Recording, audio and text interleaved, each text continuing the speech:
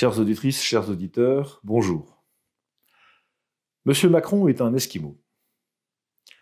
Il est en train de pratiquer cette technique que connaissent bien les Inuits quand ils chassent et qui s'appelle l'esquimotage. Ça consiste à naviguer avec son kayak, à se retourner pour passer sous l'eau, puis évidemment à redresser le bateau pour remettre sa tête hors de l'eau autant que de besoin. Mais pendant le temps de l'esquimotage, on voit le bateau qui continue sa trajectoire, mais on ne voit plus le navigateur. Et M. Macron est en train de faire de l'esquimotage avec la campagne présidentielle. Les affaires continuent, son bilan continue de faire les désastres que nous connaissons dans le pays, son projet politique avance, mais lui a disparu des écrans. Eh bien, mes chers amis, nous entrons dans ce week-end dans 48 heures de mobilisation militante pour soutenir notre candidat Éric Zemmour, avec toutes les équipes de reconquête partout sur le territoire. Et je vous invite à nous rejoindre dans cette opération, à participer à cette campagne de mobilisation, avec deux choses en tête. La première, ne laissons pas Emmanuel Macron nous voler, nous esquimoter, si je puis dire, de cette campagne présidentielle. Ne le laissons pas, ne lui donnons pas le luxe de ne pas présenter le bilan de son quinquennat aux Français et allons partout en France rappeler aux Français ce qu'est le bilan du quinquennat d'Emmanuel Macron. Une catastrophe intégrale pour notre pays.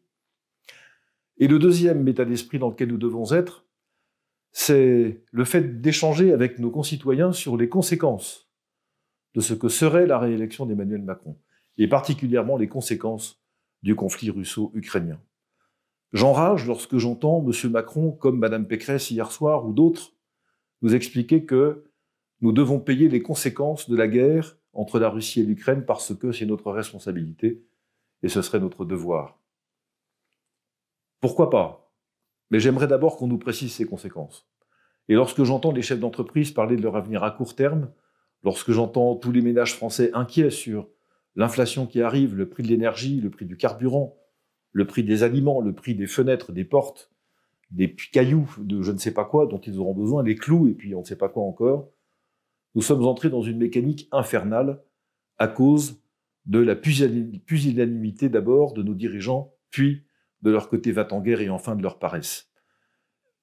Sollicitons, mesdames et messieurs, les Français tout le week-end pendant ces 48 heures de mobilisation, aidons-les à réfléchir sur ce que sont en fait les conséquences de ce conflit dans lequel nous n'aurions jamais dû entrer comme nous l'avons fait. Et que ce week-end de 48 heures soit pour nous tous une formidable opération de mobilisation, de campagne, de sensibilisation, de conviction de nos concitoyens qui sont encore indécis ou qui ont déjà pris d'autres chemins. Je compte sur une très grande mobilisation ce week-end. Nous y participerons bien sûr avec l'ensemble de nos cadres et de nos militants de VIA dans toute la France, et moi aussi évidemment. Et donc je suis sûr qu'au terme de ce week-end, nous aurons la joie d'avoir fait la campagne que nous voulons faire, défendu la France que nous souhaitons, soutenu le candidat pour lequel nous nous battons, et espérer un peu davantage le formidable résultat qui nous attend le 10 puis le 24 avril.